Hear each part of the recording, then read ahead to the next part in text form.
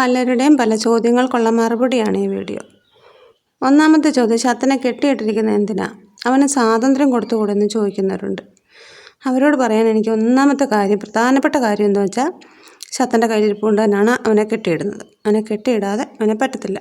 ഇവിടെ ഈ ഹാളിലിരുന്നാൽ അവന് റോഡിലൂടെ പോകുന്നവരെല്ലാം കാണാം. ഏതെങ്കിലും മിണ്ടാപ്രാണികളോ അല്ലെങ്കിൽ കൊച്ചുകുട്ടികളോ ഒക്കെ ഓടിപ്പോകുമ്പോൾ ഇവനുണ്ടല്ലോ, ഇവനിങ്ങനെ ഇരുന്ന് ഞൊരയ്ക്കും. ഇവനെ ഓടിച്ചെന്ന് അവരെ ഓടിച്ചിട്ട് പിടിച്ച് അവരോട് യുദ്ധം ചെയ്തില്ല ഇവനൊരു സമാധാനമില്ല. ഈ കയറിൻ്റെ ബന്ധനമുള്ളതുകൊണ്ട് രോഷം ഗർജനത്തിലൊതുക്കി ആത്മനിർവൃതി അടഞ്ഞിരിക്കും. ഇല്ലെങ്കിലോ കേസും കൂട്ടമായി ഞാൻ ഇങ്ങനെ തെണ്ടിത്തിരിഞ്ഞ് കുത്തുവാള എടുത്ത് നടക്കും. അപ്പോൾ ചോദിക്കും, ഗേറ്റ് അടച്ചിട്ടാൽ പോരെന്ന്. അതിന് ഗേറ്റ് ഉണ്ടെങ്കിൽ മതിയല്ലോ. എന്നാൽ പിന്നെ ഒരു ഗേറ്റ് ഇട്ടാൽ എന്താണെന്ന് ചോദിച്ചാൽ, ദാണ്ട് ഈ വഴി കണ്ടോ, ഇത് പുറകിലെ വീട്ടിലേക്കുള്ള വഴിയാണ്.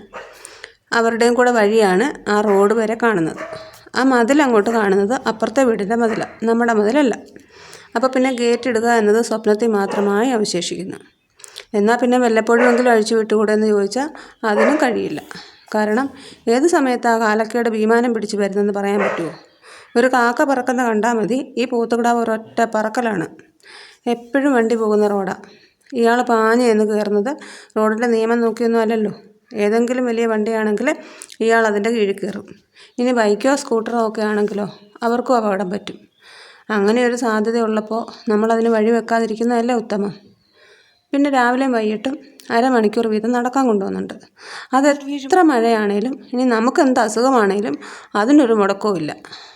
സർജറി ചെയ്തതിൻ്റെ പിറ്റേന്ന് വെളുപ്പിന് നടക്കാൻ പോയവനാ ഇവന്. നടക്കാൻ പോകുന്ന കാര്യത്തിൽ ഒരു കോംപ്രമൈസും ശത്തം കാണിക്കത്തില്ല. നമുക്ക് കൈവേദനയാണോ കാലുവേദനയാണോ തലവേദനയാണോ ശ്വാസമുട്ടലാണോ അതൊന്നും ഈ മാങ്ങാണ്ടി മുറനോട് പറഞ്ഞാൽ സമ്മതിക്കത്തില്ല. കൊണ്ടുപോയേ പറ്റും. ഇനി അതിനൊരു അവധി വേണമെന്നുണ്ടെങ്കിൽ ആരെങ്കിലും എവിടെയെങ്കിലും പടക്കം പൊട്ടിക്കണം, അല്ലെങ്കിൽ ഇടി വെട്ടണം, അതും അല്ലെങ്കിൽ അമ്പലത്തിൽ എഴുന്നള്ളത്ത് വരണം. പിന്നത്തെ ചോദ്യം, ഈ കയറിങ്ങനെ നീളത്തിൽ കെട്ടിയിട്ടാൽ കുരുങ്ങിക്കിടക്കത്തില്ല. കഴിഞ്ഞ 3 വർഷമായിട്ട് അവനെ ഈ കയറിലാണ് കിടക്കുന്നത്. ഇതുവരെ അങ്ങനെ കുരുങ്ങിക്കിടന്നിട്ടില്ല. കുരുങ്ങാൻ സാധ്യതയുള്ളത് ആ 3 മരത്തേലാണ്. അത് അപ്പിയിടാൻ പോകുമ്പോൾ മാത്രം. അപ്പോൾ 1-2 തവണയൊക്കെ കുരുങ്ങി കിടന്നിട്ടുണ്ട്. പക്ഷേ 1 മിനിറ്റ് പോലും അവൻ അവിടെ കുരുങ്ങി നിൽക്കത്തില്ല. ഉടനെ അവൻ വിളിക്കും. അതൊരു പ്രത്യേക സൗണ്ടിലാണ് വിളി. അപ്പോൾ തന്നെ എനിക്ക് മനസ്സിലാകും. ഞാൻ ഓടിച്ചെന്ന് കുരുക്ക് മാറ്റി കൊടുക്കും. ആദ്യമൊക്കെ 1-2 തവണ ഞാൻ കാണിച്ചു കൊടുത്തു. മരത്തിൻ്റെ ഇപ്പുറത്ത് കൂടെ തിരിഞ്ഞിറങ്ങണമെന്നൊക്കെ പറഞ്ഞു കൊടുത്തു. പോത്തിൻ്റെ കുഞ്ഞാണേലും എന്തോ ഒന്ന് മനസ്സിലാക്കിയിട്ടുണ്ട്. ഇപ്പം പിന്നെ മരത്തെ ചുറ്റിയാൽ ആദ്യം ഇയാളുടെ വഴിക്കൊന്ന് ശ്രമിച്ച് നോക്കും. മരത്തിൻ്റെ അപ്പുറത്തൂടോ ഇപ്പുറത്തൂടോ ഒക്കെ ഒന്ന് ഇറങ്ങി വരാൻ നോക്കും. ചിലപ്പോൾ അങ്ങ് ശരിയാവും, ചിലപ്പോൾ വീണ്ടും ഒരു ചുറ്റൂടാവും. അപ്പോൾ തന്നെ എന്നെ വിളിക്കും. ഒരു നിമിഷം അവിടെ നിൽക്കത്തില്ല, വിളിച്ചു പോകും. ഞാൻ പിന്നെ ചെന്ന് അഴിച്ചു കൊടുക്കും. പിന്നെ ഞാനിവിടെ ഇല്ലാത്തപ്പോൾ അവനെ വീടിനകത്തിട്ട് കഥ അടച്ചിട്ടിട്ടേ പോകത്തുള്ളൂ. കയറെ കെട്ടിയിട്ടിട്ട് പോകത്തില്ല. കാരണം കയറെ ഇട്ടിട്ട് പോയാൽ അവൻ കയറ് കടിച്ച് മുറിച്ചിട്ട് എൻ്റെ പുറകിന് വരും. അതുകൊണ്ട് വീടിനകത്തിട്ട് പൂട്ടിയിട്ടിട്ടാണ് ഞാൻ എവിടെയെങ്കിലും പോകുന്നത്. പിന്നെ ഒരു തൊടൽ വാങ്ങിച്ച് കെട്ടെന്ന് പറയുന്നുണ്ട് ചിലർ. തൊടൽ 3-4 പൊട്ടിച്ചൊരു മുതലായത്. അവസാനം ആനയ്ക്ക് കെട്ടുന്ന പോലൊരു ചങ്ങല വാങ്ങി. അത് പക്ഷേ ഇവൻ്റെ കഴുത്തിന് ഭയങ്കര ഭാരമായിരുന്നു. പിന്നെ അതുമല്ല, തൊടലിന് കൂടി വന്നാൽ 1 മീറ്റർ നീളം കാണും. ഇവനൊന്ന് ഓടിച്ചാടി നടക്കണേൽ തൊടലിലിട്ടാൽ പറ്റുമോ? പിന്നെ ചിലപ്പോൾ ഇവന് മുറ്റത്ത് നടക്കണം, വീടിനകത്ത് കയറി കിടക്കണം, അങ്ങനെ ഓരോരോ മോഹങ്ങളാണ്. അപ്പോൾ ഈ കയറാണെങ്കിൽ നീളത്തിലങ്ങ് അവൻ്റെ ഇഷ്ടത്തിന് വീടിനകത്തോ പുറത്തോ ഒക്കെ നടക്കാമല്ലോ. പ്ലാസ്റ്റിക് കയറായതുകൊണ്ട് വലിയ ഭാരവുമില്ല. പിന്നെ കല്ല് വെള്ളമാക്കുന്ന മുതലാണിത്. അതുകൊണ്ട് കയറിടയ്ക്കിടയ്ക്ക് മാറ്റി വാങ്ങണം. ഇതിനെ കെട്ടിയിട്ടിട്ട് എന്നെ വെള്ളം കുടിപ്പിക്കുന്നു.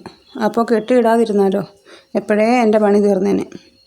പക്ഷേ എന്തൊക്കെ പറഞ്ഞാലും എൻ്റെ കുഞ്ഞിന് ഭയങ്കര ശ്രദ്ധയാണ് എൻ്റെ കാര്യത്തിൽ കേട്ടോ. ഇയാൾ ആ സ്റ്റെപ്പിൽ ഇങ്ങനെ കിടക്കും പകലൊക്കെ റോഡിലോട്ട് നോക്കി.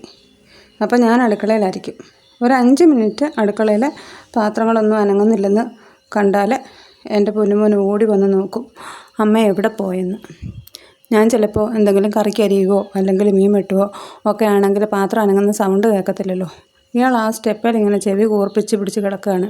ഒരു ചെവി ഈ അടുക്കളയിലോട്ടാണ്, ഒരു ചെവിയുള്ളൂ റോഡിലോട്ട്. എന്നിട്ട് ഇങ്ങനെ ശ്രദ്ധിക്കും, എൻ്റെ അനക്കം കേൾക്കുന്നുണ്ടോ.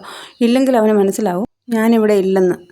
അപ്പോൾ വെപ്രാളം പിടിച്ച് ഓടി വന്ന് നോക്കും അടുക്കളയിൽ, അമ്മ എന്തിയെന്ന് നോക്കി. സമാധാനത്തെ എന്നെ കണ്ടിട്ട് അങ്ങ് തിരിച്ചു പോയി വീണ്ടും ആ സ്റ്റെപ്പിൽ പോയി കിടക്കും.